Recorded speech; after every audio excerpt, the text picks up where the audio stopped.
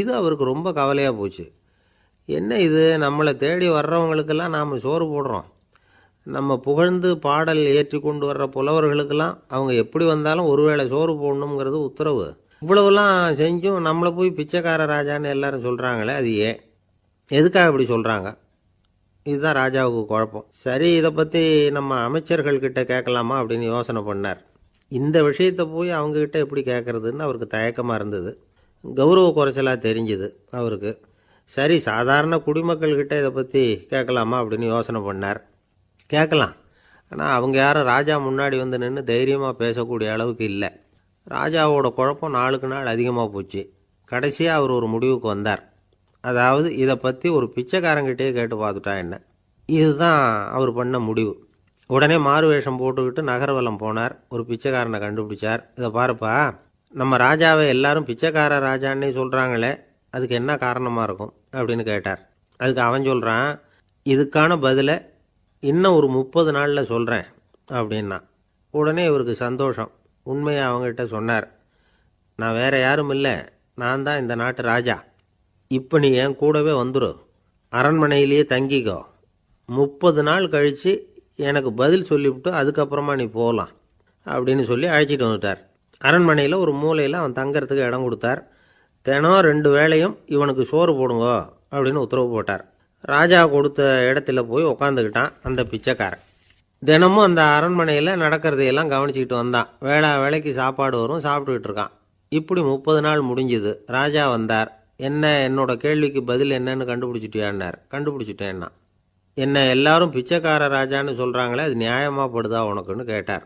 நியாயமாக தான் படுது, சந்தேகம் இல்லாமல் நீங்கள் பிச்சைக்கார ராஜா தான். என்னதான் நீங்கள் வசதியோடவும் படைபலத்தோடவும் இருந்தால் கூட நீங்கள் எங்கள் வர்க்கத்தை சேர்ந்த ஆசாமி தான் அப்படின்னு அடித்து சொல்லிவிட்டான் அந்த ஆள். ஏனால் அப்படி சொல்கிறேன்னு கேட்டார் இவர். அரசே, ஒரு உண்மையை கண்டுபிடிச்சி சொல்கிறதா நான் உங்ககிட்ட சொன்னேன். நீங்கள் ராஜ பரம்பரைன்னா உடனே உங்கள் கழுத்தில் கிடக்கிற முத்து மாலையை கழட்டி பரிசாக கொடுத்துருப்பீங்க, பொன்னையும் மணியையும் கொடுத்துருப்பீங்க. ஆனால் நீங்கள் அப்படி செய்யலை. என்னை ஒரு மூலையில் உட்கார வச்சு 2 வேளை சோறு போட சொன்னீங்க. உங்களை தேடி யார் வந்தாலும், யார் வந்து பாராட்டி பேசினாலும் அல்லது பிரச்சனைகளை சொன்னாலும் நீங்கள் செய்கிற ஒரே காரியம் சோறு போடுறது தான். பிச்சைக்காரனுக்கு சோறு மட்டும்தான் உலகம். உங்கள் விஷயத்திலையும் நீங்கள் அப்படி தான் நினைக்கிறதாக தெரியுது. நல்லா கவனிங்க. எந்த ஒரு பிரச்சனைக்கும் சோறு தான் முடிவுன்னு நினைக்கிறீங்க பாருங்க. நீங்கள் சந்தேகமில்லாத எங்களை சேர்ந்த ஆள் தான் அப்படின்னு விட்டான் அந்த பிச்சைக்காரன். அதுக்கப்புறம் தான் அந்த ராஜா தன்னுடைய தவறுகளை எல்லாம் திருத்திக்கிட்டாராம். பசின்னு வர்றவங்களுக்கு சோறு தான் போடணும், அது தப்பு இல்லை. பாராட்ட வர்றவங்களுக்கெல்லாம் சோத்தையே போட்டு அனுப்புனா இப்படி தான் பேர் வரும். எனக்கு தெரிஞ்ச ஒருத்தர் தினமும் யாராவது ஒருத்தரை தன் வீட்டுக்கு அழைச்சிட்டு போவார், சாப்பாடு போட்டு அனுப்புவார். முன்னறிவிப்பு இல்லாமல் திடீர்னு ஒரு விருந்தாளியோட வீட்டில் போய் இவர் நிற்கிறது வழக்கம். அந்த அம்மாவும் இவருக்காக தயார் பண்ணி வச்சுருந்ததை இவர் அழைச்சிட்டு வந்திருக்கிற விருந்தாளிக்கு போட்டுருவாங்க. விருந்தாளி சாப்பிட்டுட்டு போனதுக்கப்புறம் இவர் மனைவி கிட்ட உனக்கு சிரமம் வேணாம் அப்படின்னு சொல்லிவிட்டு பக்கத்தில் உள்ள ஒரு ஹோட்டலுக்கு போய் காசு கொடுத்து சாப்பிட்டுட்டு வந்துடுவார். பல நாள் இப்படி நடக்கும். ஒரு நாள் அவரை தனியாக கூப்பிட்டுக்கிட்டு போய் ஏன் இப்படி பண்ணுறீங்கன்னு கேட்டோம். அதுக்கு அவர் சொல்கிறாரு, எங்கள் வீட்டு சாப்பாட்டிலேருந்து தப்பிக்கிறதுக்கு எனக்கு வேறு வழி எதுவும் தெரியல சார், அதனால தான் இப்படி பண்ணிகிட்டு இருக்கிறேன் அப்படின்னார் ரொம்ப பரிதாபமாக. ஒருத்தன் எப்படி நடந்துக்கிறாங்கிறத வச்சு தான் அந்த ஆள் எப்படிங்கிறத நாம் முடிவு பண்ணுறோம். ஆளுமைன்னு சொல்கிறோம்ல, அதுக்கு சூழ்நிலைகளை ஆளுகின்ற தன்மை அப்படின்னு விளக்கம் கொடுக்குறார் ஒரு உளவியல் நிபுணர். சரி, ஒரு மனிதனுடைய ஆளுமையை உருவாக்குகிற விஷயங்கள் என்னென்ன? பிறப்பு, வளர்க்கப்பட்ட விதம், படிப்பு, நண்பர்கள், சமுதாயம், இப்படி நிறைய உண்டு. ஆளுமையின் அடிப்படையில் சில மனநோய்கள் உண்டாகுது. அதெல்லாம் என்னென்னங்கிறத தெரிஞ்சு வச்சுக்கிட்டோம்னா நம்ம கூட இருக்கிறவங்கள அடையாளம் கண்டுபிடிக்கிறதுக்கு அது ரொம்ப உபயோகமாக இருக்கும். ஃப்ரெனாய்டு ஆளுமை அப்படின்னு ஒன்று. இந்த கோளாறு உள்ளவங்க எப்படி இருப்பாங்க தெரியுமா? அதிக உணர்ச்சி, சந்தேகம், பொறாமை இதெல்லாம் அதிகமாக இருக்கும். வளைஞ்சு கொடுக்க மாட்டாங்க. அடுத்தவங்களோட இணக்கமான உறவு இருக்காது. அவங்க செய்கிற தப்புக்கெல்லாம் அடுத்தவங்களை குறை சொல்லிகிட்டு இருப்பாங்க. இது ஒரு ரகம். அடுத்தது ஸ்கிசாய்டு ஆளுமை அப்படின்னு சொல்கிறாங்க. இந்த கோளாறு உள்ளவங்க அடுத்தவங்களோட பழக கூச்சப்படுவாங்க. சின்ன வயசுலேயே இது ஆரம்பமாயிடுது. பகல் கனவுலேயே சஞ்சரிப்பாங்க. அவங்களுடைய விரோதம், கோபம் இதை கூட வெளியில் காட்டிக்க முடியாமல் இருப்பாங்க. இவங்களுக்கு அகமுகம், பிரச்சனைகள்லேருந்து ஒதுங்கி எதுலேயும் ஈடுபாடு இல்லாதவங்களாக இருப்பாங்க. இப்படி ஒரு ரகம். அடுத்தது சைக்ளோதமிக் ஆளுமை அப்படின்னு சொல்கிறாங்க. அது என்னென்னா உணர்ச்சிகளில் ஏற்றத்தாழ்வு அதிகமாக இருக்குமா. சில சமயம் பார்த்தா மகிழ்ச்சியாக இருப்பாங்க, சில சமயம் சோகமாக உட்காந்துருப்பாங்க. அவங்க மனநிலைக்கு தகுந்த மாதிரி சமூக நிகழ்ச்சிகளில் பங்கெடுத்துக்குவாங்க.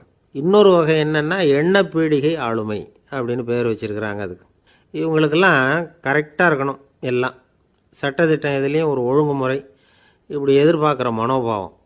இவங்க எதிர்பார்ப்புக்கும் வரன்முறைக்கும் மற்றவங்க கட்டுப்படணும்னு நினைப்பாங்க. இந்த நிலைமை நீடித்தா என்ன ஆகும் தெரியுமா? அலைக்கழிக்கிற எண்ணங்கள் திரும்ப திரும்ப ஒரே செயலை செய்ய தூண்டுற மன தளர்ச்சிக்கு ஆளாயிடுறாங்க. அடுத்தது ஹிஸ்டீரியா ஆளுமை.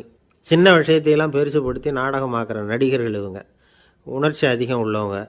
இவங்க மன எழுச்சியில் பக்குவமின்மை, குழந்தைத்தனம், முதிர்ச்சியின்மை எல்லாம் இருக்கும். தன்னலம் மிக்க குணம், பிறர் தன்னை மட்டுமே கவனிக்கணும்னு நினச்சி செயல்படுறது, இதெல்லாம் இவங்க அடையாளம். அடுத்த ரகம் எப்படின்னா வளர்ச்சியற்ற ஆளுமைன்னு சொல்கிறாங்க. அடுத்தவங்களோட இணங்கி போக முடியாதவங்க, அறிவு, மன எழுச்சி, சமூக உறவு இதில் எல்லாம் போதுமான வளர்ச்சியையும் நிறைவையும் பெற முடியாதவங்க. இவங்களால் வாழ்க்கையில் முன்னேற முடியாது. பிச்சைக்காரங்க, குற்றவாளிகள், இவங்ககிட்டெல்லாம் இது மாதிரியான ஆளுமை அதிகமாக இருக்குமா. அடுத்தது என்னென்னா சோர்வுடைய ஆளுமை. எதுலேயும் உற்சாகம் இல்லாமல் சோர்ந்து போயிருப்பாங்க. அதுக்கெல்லாம் நமக்கு வலிமை இல்லைப்பா அப்படின்னு சொல்லிகிட்டு இருப்பாங்க. சின்ன விஷயங்களுக்கெல்லாம் அதிர்ச்சி அடையிறது, வாழ்வின் சுவையை அனுபவிக்க முடியாதவங்க. இன்னொரு ரகம் இது கொதித்தெழும் ஆளுமைங்கிறாங்க. எதுக்கு எடுத்தாலும் ஆத்திரம், குரோதம், வன் செயல் இதிலெல்லாம் ஈடுபாடு, இப்படி உள்ளவங்க. நத்தை வகை ஆளுமை அப்படின்னு ஒன்று. அடுத்தவங்க மேலே விரோதம் இருக்கும், அடிக்கணுங்கிற எண்ணம் இருக்கும். ஆனால் அதை அப்படியே வெளியில் காட்டாமல் அதே சமயம் அமைதியான முறையில் வெறுப்பை வெளிக்காட்டுற ரகம். இவங்கெல்லாம் பேசாமல் கம்முன்னு இருந்துக்கிட்டே நினச்சதை நிறைவேற்றிக்கிடுவாங்க. முன்ஜாக்கிரதை ஆளுமை அப்படின்னு ஒரு ரகமாக. பாதுகாப்பின்மை, சந்தேகம், முழுமையின்மை, அறவேக்காட்டுத்தனம் இந்த மனப்போக்கு அதிகமாக இருக்கிறதுனால அகம்பாவம், புடிவாதம், எச்சரிக்கை எல்லாம் அளவுக்கு மீறி இருக்கும். இதுவரைக்கும் நாம் பேசிக்கிட்டு இருந்த ஆளுமை பண்புகள் அளவுக்கு அதிகமாக போயிட்டுதுன்னா ஆளுமை கோளாறுகள் ஏற்படும். அதன் அடிப்படையில் மனவியாதிகள் வருமா. அதனால் இணக்கமான, எல்லாரும் விரும்புகிற இயல்பான ஆளுமையை பெறுவதற்கு நாம் முயற்சி செய்யணும் அப்படிங்கிறது மனோதத்துவ நிபுணர்களுடைய ஆலோசனை. ஒருத்தர் ஒரு மனோதத்துவ டாக்டரை தேடிட்டு வந்தாராம். டாக்டர், எனக்கு மனசில் ஏதோ வியாதி, ஆளுமை கோளாறு, அதாவது எனக்கு சீக்கிரமாக செத்து போனால் தேவையில்லைன்னு தோணுது அப்படின்னாராம். உடனே அந்த டாக்டர், சரி அப்படின்னா இங்கே இருங்க, நான் வைத்தியம் பார்க்குறேன் அப்படின்னாராம். ஆஃபீஸு முடிஞ்சு வீட்டுக்கு போகிற சமயத்தில் ஒருத்தர் கடைக்கு போய் ஸ்வீட் வாங்கினார். சரி, வீட்டுக்கு பிள்ளைங்களுக்கு தான் வாங்கிட்டு போகிறார் அப்படின்னு மற்றவங்க நினச்சாங்க. அவர் அப்படி செய்யலை. அந்த இடத்துலையே பொட்டலத்தை பிரித்தார். திருட மாதிரி அப்படியே சுற்றி ஒரு தரம் பார்த்துக்கிட்டார். யாரும் தெரிஞ்சவங்க இல்லைங்கிறத முடிவு பண்ணிவிட்டு அவசரமாக அதை அப்படியே போட்டு முழுகிவிட்டு கையை தொடச்சிக்கிட்டு நல்ல பிள்ளை மாதிரி நடந்து போக ஆரம்பிச்சிட்டார். அவர் யாருன்னா, அவரோட பிரச்சனை எல்லாருக்கும் தெரியாது, சில பேருக்கு தான் தெரியும். அதாவது அவர் உடம்பில் சர்க்கரை இருக்குதுன்னு டாக்டர் சொல்லிவிட்டாராம். அதனால் வீட்டில் சர்க்கரையே இவர் கண்ணில் காட்டுறதில்ல. அதனால் இவர் யார் கண்ணிலையும் படாமல் இப்படிப்பட்ட வேலைகள்லாம் செய்கிறது வழக்கம். யாருக்கும் தெரியாமல் இப்படி ஸ்வீட்டை வாங்கி சாப்பிட்டுட்டு அவர் பாட்டுக்கு போயிடுறது. இப்படிப்பட்டவங்களுக்கெல்லாம் கொஞ்சம் ஆறுதலான தகவல் இன்றைக்கி. அது என்னென்னா, நாம் சாப்பிட்ற சர்க்கரைக்கும் நம்ம உடம்பில் உள்ள சில கோளாறுகளுக்கும் அப்படி என்ன தான் சம்மந்தம் இருக்குது. இதை பற்றி சமீபத்தில் சில ஆராய்ச்சிகள்லாம் நடந்திருக்குது. ஏன்னா சர்க்கரைன்னாவே விஷம் மாதிரி அதை பார்க்குறவங்களும் சில பேர் உண்டு. சின்ன பிள்ளைங்களுக்கு வயத்தில் பூச்சி உண்டாகிறதுலேருந்து பெரியவங்களுக்கு நீரிழிவு வர்ற வரைக்கும் எல்லாத்துக்கும் சர்க்கரை தான் காரணம்னு சொல்லிகிட்டு இருக்கிறோம். ஆனால் அந்த அளவுக்கு பயப்பட வேண்டிய அவசியம் இல்லை அப்படின்னு சொல்கிறாங்க. சர்க்கரை வியாதி, இருதய நோய், பித்த நீர்ப்பை நோய், இதெல்லாம் சில நோய்கள்லாம் நாம் சாப்பிட்ற சர்க்கரைக்கும் தொடர்பு இருக்குன்னு நினைக்கிறோம். ஆனால் அப்படி சம்பந்தம் உண்டுங்கிறதுக்கு போதுமான அளவுக்கு ஆதாரம் இல்லை அப்படிங்கிறாங்க ஆராய்ச்சியாளர்கள். ஒரே ஒரு சம்பந்தம் தான் உறுதியாக இருக்குதான். அதுவும் இந்த பல் சிதைவு அப்படின்னு இருக்கு இல்லையா, அந்த சர்க்கரை சாப்பிட்றதுக்கும் இந்த பல் சிதைவுக்கும் சம்பந்தம் இருக்குது அப்படிங்கிறத மட்டும் உறுதியாக சொல்கிறாங்க. சர்க்கரைன்னா நாம் சாப்பிட்ற ஜீனி மட்டும் இல்லை, பழம், காய்கறி, பால், தேன் இப்படி எல்லாத்துலேயும் அது இருக்குது. கேரட்டு கொடுக்குற சத்தில் 88% சர்க்கரை, ஆப்பிள் கொடுக்குற சக்தியில் 95% சர்க்கரை. இது ஜீனி சர்க்கரை, இது ஆப்பிள் சர்க்கரை அப்படிங்கிற வித்தியாசம்லாம் உடம்புக்கு கிடையாது. ரெண்டுமே உடனடியாக சக்தி கொடுக்குது. ஒரு ஸ்பூன் சர்க்கரையில் 16 கலோரி தான் சத்து இருக்குது. அதிகமாக சர்க்கரை சாப்பிட்டா நீரிழிவு வந்துருங்கிறது தப்பான ஒரு அபிப்பிராயம். டயபெட்டிஸுங்கிறது ஒரு மெட்டபாலிக் டிசார்டர், அவ்வளவுதான். அதாவது நாம் சாப்பிட்ற சர்க்கரையை நம்ம உடம்பு திறமையாக உபயோகப்படுத்திக்க முடியல அப்படின்னு அர்த்தம். அதனால தான் அதிகமாக இனிப்பு வேணாம்னு சொல்கிறோம். ஏற்கனவே உடம்பால் முடியாத ஒன்றை மறுபடியும் அது தலையில் சுமத்தி அதிகமாக வேலை வாங்க வேணாமே அப்படிங்கிறதுக்காக தான். ஆகாரத்தில் அதிகமாக சர்க்கரை இருந்தால் அதனால் உடனே சர்க்கரை வியாதி வந்துடும்ங்கிறதுக்கு விஞ்ஞான ரீதியாக போதுமான ஆதாரம் இல்லை. அதனால் எப்போவாவது அதிகமாக ஸ்வீட்டு சாப்பிட்டுட்டா ஐயோ அதிகமாக சாப்பிட்டோமோ என்ன பண்ண போகுது தெரியலையே அப்படின்னு நினச்சி மனசை போட்டு குழப்பிக்க வேண்டியதில்லை. பொதுவாக எதுவுமே அதிகமாக வேண்டாம், எல்லாம் சீராக இருந்தால் போதும். நீரிழிவுங்கிறது புதுசாக வந்துட்ட ஒரு நோய் இல்லை, ரொம்ப காலமாகவே இருக்கிற ஒன்று தான். நம்ம முன்னோர்கள் இதை மதுமேகம் அப்படின்னு சொல்லுவாங்க. அதை கட்டுப்படுத்துறதுக்கு அவங்களே சில வழிமுறையை சொல்லி வச்சுருக்கிறாங்க. அது என்னென்னா வேறு ஒன்றும் இல்லை, இந்த பாவக்காய், முள்ளங்கி, அருகம்புல், அவ்வளவுதான். வெள்ளை முள்ளங்கி இருக்குல்ல, அதை வாரத்துக்கு 3 நாள் சாப்பிட்டுக்கிட்டு வாங்க. நூலுக்கோல் ரொம்ப நல்லது. இல்லைன்னா முள்ளங்கி சாறு 1 ounce சாப்பிட்டுட்டு வரலாம். ரத்தத்தில் சேர்கிற சர்க்கரை அளவு இதெல்லாம் கட்டுப்படுத்துது. சிறுநீரில் காணப்படுகிற சர்க்கரை அளவையும் சமநிலைப்படுத்துது. தினமும் ஆகாரத்தில் கோதுமை, கேழ்வரகு, வெந்தயம், கருவேப்பிலை, சோயாபீன்ஸ் எது கிடைக்குதோ சேர்த்துக்கலாம். இப்படிலாம் செஞ்சுக்கிட்டு வந்தால் அப்புறம் வீட்டுக்கு தெரியாமல் கடையில் போய் நின்றுக்கிட்டு ஸ்வீட் வாங்கி திருட்டுத்தனமாக சாப்பிட வேண்டிய அவசியமே உங்களுக்கு வராது. 2 ஆசாமிகள் கடற்கரையில் உட்காந்து சாவகாசமாக பேசிக்கிட்டு இருந்தாங்களாம். ஒருத்தர் சொன்னார், இன்னொருத்தருக்கு தெரியாமல் ஸ்வீட்டு சாப்பிட்றதே எப்பவும் இடைஞ்சல் தான் சார். நேற்றுக்கு பாருங்கள் அப்படி தான் சாப்பிட்டுக்கிட்டு இருந்தேன், வீட்டுக்காரி கண்ணில் போட்டுவிட்டுதோ, அதுக்கப்புறம் ஒரே ரகலையாக போச்சு அப்படின்னாராம். எனக்கு கூட அப்படி தான் சார் ஆகிட்டுது, ஒரே ரகலை அப்படின்னாராம் இன்னொருத்தர். நீங்கள் சாப்பிட்டதும் உங்கள் வீட்டுக்காரங்க கண்ணில் போட்டுவிட்டுதா சார் அப்படின்னு கேட்டிருக்கார் இவர். அதுக்கு அவர் சொன்னாராம், அப்படி இல்லை சார், கடைக்காரர் கண்ணில் போட்டுவிட்டுதோ, நான் அவருக்கு தெரியாமல் அந்த ஸ்வீட்டை அவர் கடையிலேருந்து எடுத்திருந்தேன் அப்படின்னு விளக்கம் கொடுத்தாராம் இந்த ஆள். ஒருத்தர் முகத்தை தொங்க போட்டுக்கிட்டு ஒரு மாதிரியாக வந்தார்.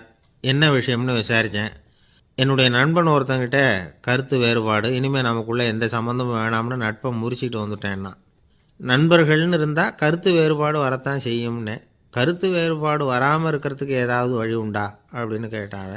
அதை பற்றி நிபுணர்கள் சில யோசனைகளை சொல்லியிருக்கிறாங்கன்னு. முதல் விஷயம் என்னென்னா, உங்கள் நண்பனுக்கு ஒரு செய்தி சொல்லணும்னா அதை நீங்களே நேரடியாக சொல்லுங்கள், அல்லது உங்கள் கைப்பட கடிதம் எழுதுங்க. அதாவது நேரடி தொடர்பு முக்கியம். அதை விட்டுட்டு இன்னொருத்தர் மூலமாக நண்பர்களுக்கு செய்தி அனுப்புனா நீங்கள் சொல்கிற செய்தி அப்படியே போய் சேராது, அது சேதமாயிடும். கூட்டி குறைச்சி சொல்லிவிடுவாங்க, அது குழப்பத்தில் கொண்டாந்து விட்டுரும். இது ஒரு யோசனை.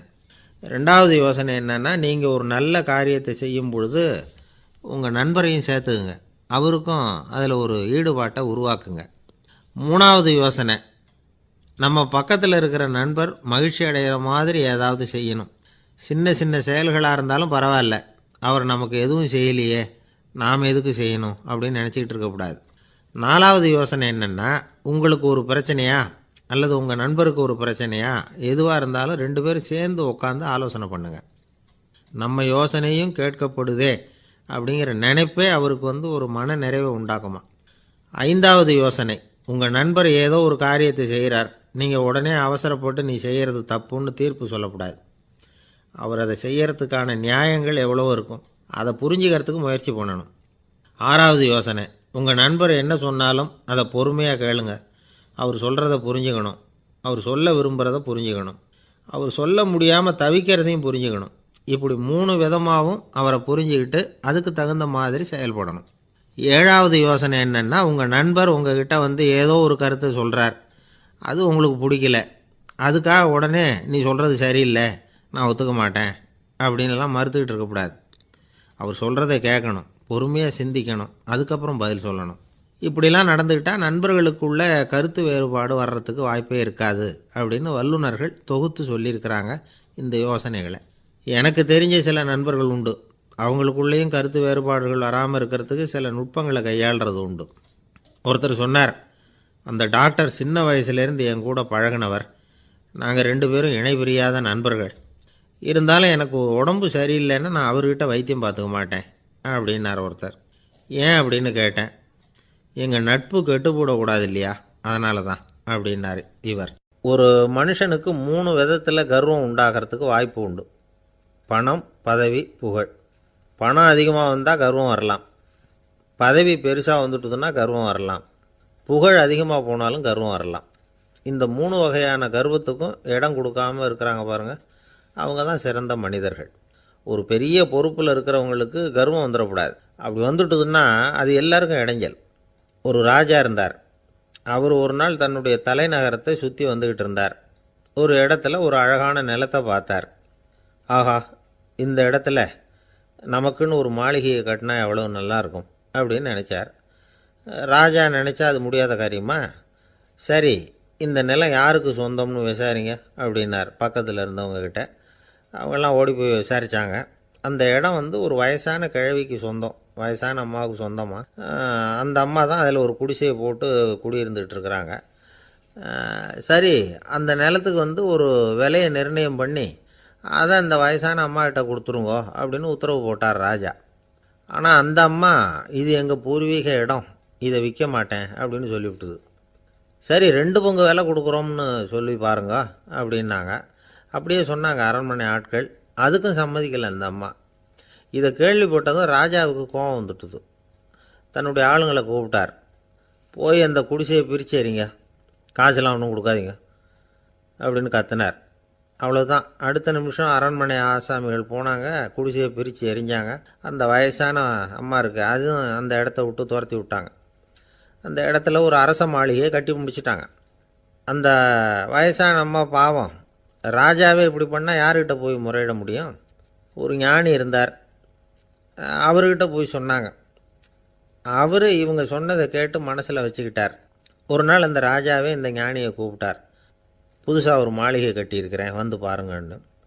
சரின்னு சொல்லி இந்த பெரியவர் ஒரு நாள் அந்த மாளிகைக்கு போனார்.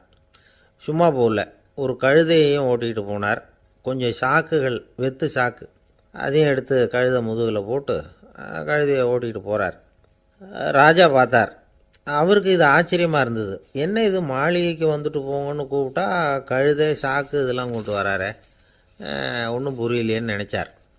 எதுக்காக இதெல்லாம்னு கேட்டார். அரசருடைய தோட்டத்திலேருந்து கொஞ்சம் மண் எடுத்துகிட்டு போகிறதுக்கு ஆசைப்படுறேன், அதுக்கு நீங்கள் அனுமதி கொடுக்கணும் அப்படின்னாரு இவர். இது என்ன வேடிக்கையான கோரிக்கையாக இருக்குது அப்படின்னு நினச்சார் ராஜா. இருந்தாலும் மண்ணு தானே கேட்குறாரு, எடுத்துகிட்டு போகட்டுமே அப்படின்னு நினச்சார். சரி, நான் அனுமதி கொடுத்தார். அந்த பெரியவர் தோட்டத்துக்கு போனார், மண்ணை வெட்டினார், சாக்கில் போட்டு நிரப்புனார். ராஜாவை கொஞ்சம் கிட்ட வாங்கன்னு கூப்பிட்டார். இந்த மண் மூட்டையை தூக்கி கழுதையோட முதுகில் வைக்கணும், கொஞ்சம் உதவி பண்ணுங்கன்னார். ஓ, பண்ணுறேனே அப்படின்னு சொல்லி ராஜா கிட்ட போனார். மூட்டையை தூக்கி பார்க்குறாரு, முடியல, திணறி போயிட்டார். இப்போ அந்த ஞானி பேசினாராம். அரசே, இந்த ஒரு சாக்கு மண்ணையே உங்களால் தூக்க முடியல, அந்த கிழவிகிட்ட இருந்து அந்த அக்கிரமமாக அபகரித்த இந்த தோட்டம் பூராவையும் சுமக்கணும்னு ஆசைப்படுறீங்களே, அது உங்களால் முடியுமா அப்படின்னு கேட்டாராம். ராஜா யோசனை பண்ண ஆரம்பித்தார். தன்னுடைய செயலுக்காக வருத்தப்பட்டாராம். அந்த வயசான அம்மாவை உடனடியாக வரவழைச்சார். தாயே, தப்பு பண்ணிட்டேன், என்னை மன்னிச்சுக்குங்க, இன்னையிலேருந்து இந்த மாளிகையும் தோட்டமும் உங்களுக்கு தான் சொந்தம் அப்படின்னு சொல்லிவிட்டாராம். போகிறப்ப இந்த உலகத்திலேருந்து எண்ணத்தை எடுத்துகிட்டு போக போகிறோம், அதனால் ரொம்பவும் அலட்டிக்க வேண்டியதில்லை, கர்வப்பட வேண்டியதில்லை அப்படிங்கிறது ஒரு பெரிய உபதேசம். ஒரு பெரிய மனுஷன் சாக கிடந்தார், ரொம்பவும் அழுதார். ஏன் அழறீங்க அப்படின்னு கேட்டாங்க சுற்றி இருந்தவங்க. நான் சாகிறதுக்காக கவலைப்படலை, நான் நம்ம ஜனங்களுக்காக எவ்வளவோ காரியம்லாம் செஞ்சுக்கிட்டு வந்தேன். நான் செஞ்சுக்கிட்டு வந்த சேவையை இனிமேல் யார் செய்ய போகிறாங்க, அது யாரால் முடியும், அதை நினச்சி தான் அழறேன் அப்படின்னாராம். ஒருத்தர் முன்னாடி வந்தார். அதுக்காக நீங்கள் கவலைப்படாதீங்க, உங்கள் சேவையை தொடர்ந்து செய்கிறதுக்கு என்ன மாதிரி இளைஞர் பட்டாலும் தயாராக இருக்குது, இருந்தாலும் எங்கள் கவலை என்னென்னா அப்படின்னு இழுத்தார். என்ன சொல்லுங்கன்னு கேட்டார் அவர். நீங்கள் இது வரைக்கும் என்ன சேவை செஞ்சுக்கிட்டு வந்தீங்க, அதுதான் எங்களுக்கு இன்னமும் புரியாத புதிராக இருக்குது அப்படின்னாராம் அவர். இந்த காலத்து புள்ள ஒருத்தன் தன்னோட அப்பாவை பார்த்து சொன்னான், அப்பா, நான் உனக்கு உதவி செய்யலாம்னு நினைக்கிறேன், என்ன உதவி செய்யணும்னு சொல்லு அப்படின்னா. நீ சும்மா இருந்தால் அதுவே எனக்கு செய்கிற பெரிய உதவிடா அப்படின்னார் அப்பா. சும்மா இருக்கிறதும் ஒரு உதவி தான், அது மாதிரி மௌனமும் ஒரு சமூக சேவை தான் அப்படிங்கிறார் காஞ்சி பெரியவர். நமக்கு 5 புலன்கள் இருக்குது, மெய், வாய், கண், மூக்கு, செவி. இந்த 5லேயும் அதிகப்படியான வேலை எதுக்குன்னு நினைக்கிறீங்க? வாய்க்கு தான். ஏன்னா அதுக்கு 2 வேலை. இப்போ கண்ணுக்கு பார்க்குறது மட்டும்தான் வேலை, காதுக்கு கேட்குறது மட்டும்தான் வேலை, மூக்குக்கு வாசனை அறியறது தான் வேலை, உடம்புக்கு உணர்றது மட்டும்தான் வேலை. ஆனால் வாய் அப்படி இல்லை, அதுக்கு 2 வேலை. சாப்பிட்றதும் அதுதான், பேசுகிறதும் அதுதான். அதாவது வாய் ஒன்று தான் கர்மேந்திரியமாகவும் இருக்குது, ஞானேந்திரியமாகவும் இருக்குது அப்படின்னு சொல்லுவாங்க. சாப்பாட்டில் உட்காந்தா எந்தெந்த ஆகாரம் என்னென்ன ருசின்னு அறிவிக்கிற வேலையும் செய்யுது. சபையில் உட்காந்தா பாடுறது, பேசுறது, சிரிக்கிறது, இது மாதிரியான வேலையும் செய்யுது. இன்னொரு வித்தியாசம், கண்ணு காது மூக்கெல்லாம் ஸ்ட்ரெயின் பண்ணிட்டு வேலை செய்கிறதில்ல. ஒரு ரோஜா பூ பார்த்தா உடனே மூக்கு அப்படியும் இப்படியும் அசைய ஆரம்பிக்கிறதில்ல. ஒரு சங்கீதத்தை கேட்ட உடனே காது ஆட ஆரம்பிக்காது. ஆனால் வாய் அப்படி இல்லை, அது பேசினாலும் சரி சாப்பிட்டாலும் சரி அசைஞ்சு தான் ஆகணும். ஆக மற்றதை விட வாய்க்கு வேலை ஜாஸ்தின்னு தெரியுது. சாப்பிட்றது பேசுறது அப்படின்னு 2 காரியம் அதுக்கு. இப்படி 2 காரியம் இருக்கிறதுனால அது 2ஐயும் பாதியாக குறைச்சிக்கணுங்கிறது கடவுள் அபிப்பிராயமாக இருக்கணும் அப்படிங்கிறார் காஞ்சி பெரியவர். ஆனால் இப்போ நாம் அப்படியே நடந்துக்கிறோம், அதுக்கு நேர்மாறாக நடந்துக்கிறோம். நாம் சாப்பிட்றதும் அதிகம், பேசுகிறதும் அதிகம், 2 வேலையையும் தேவைக்கு அதிகமாகவே செய்கிறோம். வாய் தான் ரொம்ப ஓவர் ஒர்க்குடு. அதுக்கு ஓய்வு கொடுத்தா உடம்பும் நல்லாயிருக்கும், உலகமும் நல்லாயிருக்கும். மௌன விரதம் இருக்கிறதெல்லாம் எதுக்காக நினைக்கிறீங்க? இதுக்காக தான். இந்த காலத்தில் மௌனமாக இருக்கிறவங்கெல்லாம் மகத்தான தொண்டு செய்கிறாங்க அப்படின்னு தான் சொல்லணும். சத்தம் அதிகமாக போய் தான் சவுண்டு பொல்யூஷன் வருது. அது மட்டும் இல்லை, மௌனமாக இருந்தால் சண்டை சச்சரவே வராது. மௌனம் கலக நாஸ்தி. ஆக இதுவும் ஒரு சமூக சேவை தான். நமக்கு தான் வாய் இருக்குதேங்கிறதுக்காக வசமாக சாப்பிட்றதும் தப்பு, வளவளன்னு பேசுகிறதும் தப்பு. ஒரு கருத்தை சொல்கிறதுக்கு ஒரே ஒரு சொல்லு போதும் அப்படின்னு இருக்கும்பொழுது 2 சொற்களை செலவு பண்ணாதே. எவ்வளவு சொன்னாலும் அதனால் ஒரு பயனும் விளையாது அப்படின்னு தெரிய வருமேயானால் அந்த ஒரு சொல்லையும் விரயம் பண்ணாதே அப்படிங்கிறார் ஒரு அறிஞர். எல்லா குணங்கள்லேயும் மௌனம்தான் சிறந்தது அப்படிங்கிறார் ஒருத்தர். மௌனமாக இருக்கிறது மூலமாக மற்றவர்கள் குறைகளை நம்மளால் தெரிஞ்சிக்க முடியும். அதே சமயத்தில் நம்மக்கிட்ட இருக்கிற குறைகளை மற்றவங்களுக்கு தெரியாமல் மறைச்சிக்கவும் முடியுங்கிறார் அவர். உண்மைதானே? ஒரு பெரிய மேடை பேச்சாளர், பொது வாழ்க்கையில் 25 வருஷ காலமாக ஈடுபட்டிருக்கிறவர். அவர் மனைவி ஒரு நாள் சொன்னாங்க, எங்கள் வீட்டுக்காரர் 25 வருஷ காலமாக பொது வாழ்வில் ஈடுபட்டிருந்தா கூட இந்த மாதம் 10ஆம் தேதியிலிருந்து தான் மக்களுக்கு சேவை செய்ய ஆரம்பிச்சிருக்கார் அப்படின்னு நாங்கள் ரொம்ப பெருமையாக. 10ஆம் தேதிக்கு அப்படி என்ன விசேஷம் அப்படின்னு கேட்டோம். அன்னையிலேருந்து தான் அவர் மேடையில் பேசுகிறத நிறுத்தினார் அப்படின்னாங்க அந்த அம்மா. ஒரு நண்பர் அவசரமாக என்கிட்ட ஓடி வந்தார். அப்புறம் சொன்னார், என்னால் நம்பவே முடியல சார், என் பையனா அப்படி அப்படின்னு சொல்லி ஆச்சரியப்பட்டார். உங்கள் பையன் அப்படி என்ன தான் செஞ்சுட்டான் அப்படின்னு கேட்டேன். என்னால் முடியாத ஒரு காரியத்தை அவன் செஞ்சுட்டான் சார் அப்படின்னார். அது என்னன்னு தான் சொல்லுங்களேன். என்ன, 5ஆவது வகுப்பில் அவன் ஒரே தடவையில் தேறிட்டான் சார், அதாவது ஒரே அட்டம்ப்டில் பாஸ் ஆகிருக்கான் அப்படின்னார் மூச்சு வாங்க. கஷ்டப்பட்டு பரீட்சை எழுதுனது அவன், இவருக்கு ஏன் மூச்சு வாங்குது? நம்மால் செய்ய முடியாத ஒரு காரியத்தை இன்னொருத்தர் செய்யும் பொழுது அது நமக்கு ஆச்சரியமாக இருக்குது. சர்க்கஸ் பார்க்குறோம், ஒருத்தர் அந்த இடத்துல தொங்குறார், அது நமக்கு ஆச்சரியம். ஏன்னா அது நம்மால் முடியாத காரியம். நம்மால் முடியாத ஒன்றை அடுத்தவர் எளிதாக செய்யும் பொழுது நாம் மருள்வது இயற்கை. இதை தான் தொல்காப்பியம் மருட்கை அப்படின்னு சொல்லுது. இந்த வியப்பு இருக்குதே, இது 4 வகையில் ஏற்படுறதாக தொல்காப்பியம் சொல்லுது. அது என்ன 4 வகை? முதல் வகை எப்படின்னா புதுமையான அரிய செயல்களை செய்கிறது. 2வது வகை என்னன்னா பெரும் செயல்களை செய்கிறது. 3வது வகை என்னன்னா மிக நுட்பமான செயல்களை செய்கிறது. 4வது வகை என்னன்னா ஆக்கம் தரும் செயல்களை செய்கிறது. புதுமை, பெருமை, சிறுமை, ஆக்கமோடு மதினம் சாலா மருட்கை 4 அப்படிங்கிறது தொல்காப்பியம். இன்றைக்கி விஞ்ஞானம் புதுசு புதுசாக எதையோ கண்டுபிடிக்குது. ஆரம்பத்தில் அது ஆச்சரியமாக இருக்குது, அப்புறம் அது நமக்கு பழகி போடுது.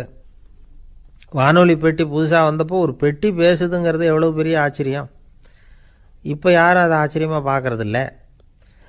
மதினம் சாலா மருட்கை அப்படின்னு ஒரு சொற்றொடர் வருது பாருங்க, அதில் கருத்தாழம் உண்டு. எதை பற்றியும் போதுமான அளவு புரிந்து கொள்ளாத போது ஒருத்தர் ஆச்சரியப்படுறார். புரிந்து கொண்ட பிறகு ஆச்சரியம் மறைஞ்சு போடுது. மிக நுட்பமான செயல்களும் நம்ம ஆச்சரியப்பட வைக்கும். ஒரு அரிசியில் ஒரு திருக்குறள் எழுதி காட்டுறாங்க, ஒரு முட்டை ஓட்டுக்குள்ளே ஓவியம் தீட்டி காட்டுறாங்க.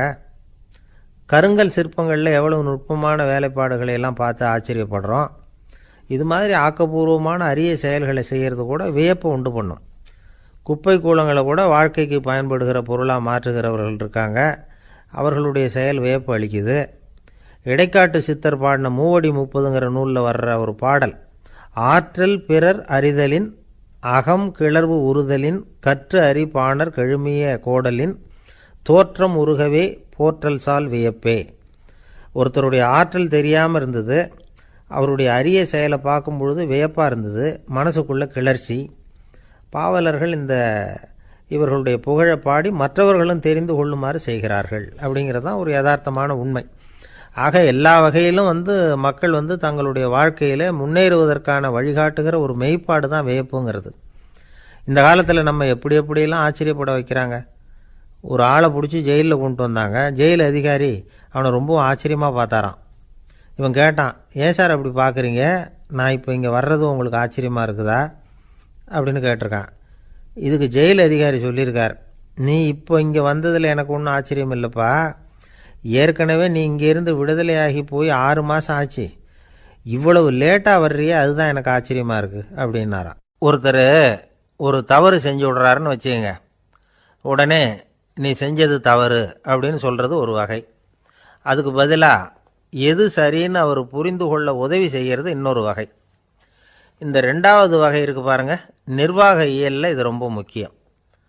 அலுவலகத்தில் வேலை பார்க்குற ஒருத்தர் முக்கியமாக தெரிஞ்சுக்க வேண்டியது என்ன தெரியுமா?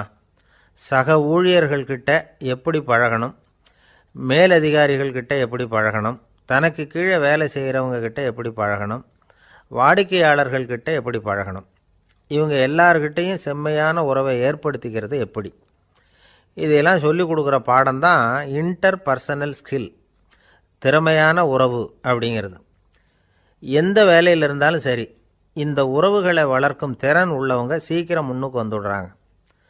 மற்றவங்க கிட்ட உறவை பலப்படுத்திக்கிறது எப்படி அப்படின்னு தெரிஞ்சுக்கிட்டோம்னா எந்த ஒரு தடையையும் சுலபமாக தாண்டி செய்கிற தொழிலில் முன்னுக்கு வந்துடலாம். ஹார்வர்டு பல்கலைக்கழகத்தில் ஒரு கணக்கெடுப்பு பண்ணி பார்த்தாங்களாம். பார்க்குற வேலையில் எது மாதிரி குணாதிசயம் உள்ளவங்க வேகமாக முன்னுக்கு வர்றாங்க அப்படின்னு தெரிஞ்சுக்கிறதுக்காக இந்த கணக்கெடுப்பு.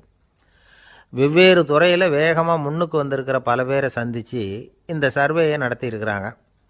அவங்க கண்டுபிடிச்சி சொல்லியிருக்கிற உண்மை என்ன தெரியுமா? ஒருத்தர் ஒரு வேலையில் இருந்தால் அது சம்பந்தப்பட்ட சப்ஜெக்ட் பற்றிய அறிவு 35% இருந்தால் போதுமா. ஆனால் உறவுகளை வளர்க்கக்கூடிய திறன், இன்டர் பர்சனல் ஸ்கில்லு 65% வேணும். இப்படி உள்ளவங்க சீக்கிரம் முன்னுக்கு வந்துடுறாங்களாம். அதனால் ஒருத்தருக்கு வேலை சரியாக புரியலைன்னா கூட விவரமாக மற்றவங்க கிட்ட பழகிறது எப்படின்னு புரிஞ்சால் போதும், அவர் முன்னுக்கு வந்துடலாம். அலுவலகங்களில் மட்டும் இல்லை, எல்லா இடங்கள்லையும் இது ரொம்ப முக்கியம். வீட்டுக்குள்ளேயும் இது ரொம்ப முக்கியம், வீட்டுக்கு வெளியேயும் இது முக்கியம். அடுத்தவங்க கிட்ட பழகிறது எப்படிங்கிறத தெரிஞ்சிக்காதவன் வாழ்க்கையில் முன்னேற முடியாது. இன்றைக்கி ஆயுதங்களால் காயப்படுத்தி கொள்ளுகிறவர்களை விட வார்த்தைகளால் காயப்படுத்தி கொள்ளுகிறவர்கள் தான் அதிகம். பெரியவங்க என்ன சொல்கிறாங்க தெரியுமா? நீங்கள் இந்த பூமியில் பிறந்ததன் அர்த்தம் பூர்த்தி ஆகணும்னா அடுத்தவங்களுக்கு உதவி பண்ணுங்க. அடுத்தவங்களுக்கு உதவி செய்ய முடியாவிட்டால் கூட பரவாயில்லை, ஆனால் யாரையும் புண்படுத்தி விடாதீங்க அப்படின்னு சொல்கிறாங்க. எனக்கு தெரிஞ்ச ஒருத்தர் ஒரு அலுவலகத்தில் வேலை பார்க்குறார். அவர் சொல்லுவார், எனக்கு இந்த இன்டர் பர்சனல் ஸ்கில் ரொம்ப அதிகம் சார், சக ஊழியர்கள்கிட்ட ரொம்ப சுமூகமாக நடந்துக்குவேன். என் கூட வேலை பார்க்குற ஒருத்தருக்கு ஏதாவது ஒரு கஷ்டம்னா அந்த சமயத்தில் அவர் செய்ய வேண்டிய வேலையை நான் செஞ்சுருவேன் சார் அப்படிம்பார். நான் அவர்கிட்ட சமீபத்தில் அப்படி ஏதாவது செஞ்சுருக்கீங்களா அப்படின்னு கேட்டேன். செஞ்சுருக்கேன் சார்.